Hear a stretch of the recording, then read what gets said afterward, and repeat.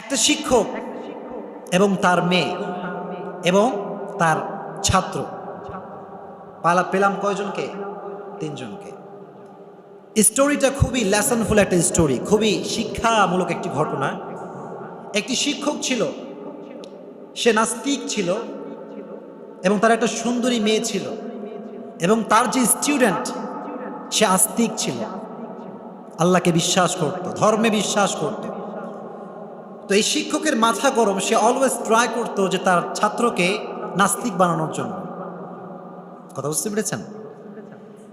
তো সে অলওয়েজ পড়ানোর ফাঁকে ফাঁকে ধর্ম নিয়ে কথা বলতো, স্রষ্টাকে নিয়ে কথা বলতো, এবং সে বলতো যে religion is like a jail. এই যে ধর্মটা আছে এটা হচ্ছে বন্দিশালা, এটা জেইলের মতো, এটা কারাবদ্ধের মতো। কারণ ধর্মের ভেতর একটা রেস্ট্রিকশন, একটা সীমাবদ্ধতা আছে না নাই? আছে। ধর্ম মানতে হলে আপনাকে একটা রুলস ফলো করতে হবে, একটা রেস্ট্রিকশন ফলো করতে হবে। তো শিক্ষক বলছে, বাবা এটা তো একটা স্বাধীনতাহীন লাইফ, এখানে স্বাধীনতা নাই।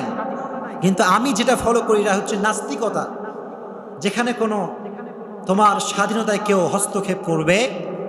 এখানে ধর্ম নাই, এখানে স্রষ্টা নাই, এখানে কোনো কিছু করতে নিষেধ করা হয়। তুমি যা ইচ্ছা তুমি তাই করতে পারবে, কিন্তু ধর্ম মানলে তুমি যা ইচ্ছা তাই করতে পারবা। সে মোটিভেট করেছে নাস্তিক হওয়ার জন্য। তো শিক্ষক যদি অলওয়েজ ছাত্রকে হয়ে বলতে থাকে, তো ছাত্রর যে চিন্তা ভাবনা এটা একটা পরিবর্তন হওয়ার আশঙ্কা, পসিবিলিটি আছে না নাই? তো এভাবে একটা কনভারসেশন চলছিল। এভাবে চলতে চলতে হঠাৎ করে ছাত্র একদিন ফিরে এসেছে শিক্ষকের কাছে, এসে বলছে, স্যার আজকে আমি একটা ডিসিশন মেক করেছি। কি সিদ্ধান্ত নিয়েছো? স্যার আমি নিয়ত করেছি যে I will spend my on day like an atheist. আমি আমার লাইফের একটা দিন নাস্তিকদের মতো অতিবাহিত করব।